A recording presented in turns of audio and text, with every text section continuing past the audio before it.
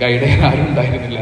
Hello guys, welcome to പുതിയ ദിവസം. ഇന്നത്തെ നമ്മളെ ഷൂട്ട് തന്നെ മലപ്പുറം ടൗൺ ഹാളിലാണ്. അപ്പൊ നമ്മളെ ഷൂട്ടിന് വിളിച്ചിട്ടുള്ളത് സകലം മഞ്ചേരി കേട്ടോ. ഇവിടെ പുറത്താണെങ്കിൽ ഇവർ എന്തൊക്കെ എഴുതി കൂട്ടും. അവിടെ നിന്ന് ഉള്ളിൽ പോയി കുട്ടികളെ കൊണ്ട് ആകെ അറിഞ്ഞുകൊണ്ട്. ഇതാണ് നമ്മളെ ചെറുക്കൻ റിഷാദ്, മഞ്ചേരിത്തെ വലിയ ഇൻഫ്ലുവൻസർ ആട്ടോ. ഇൻഫ്ലുവൻസർ ആണെന്നുള്ള അഹങ്കാരം ഒന്നുമില്ല ചെക്കൻ.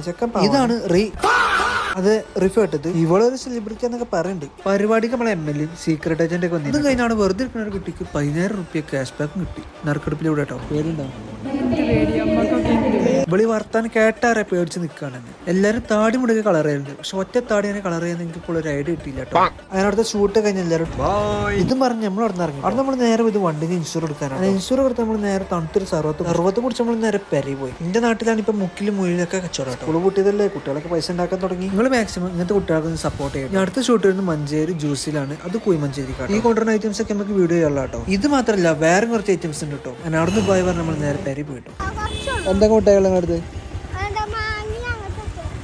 മാങ്ങി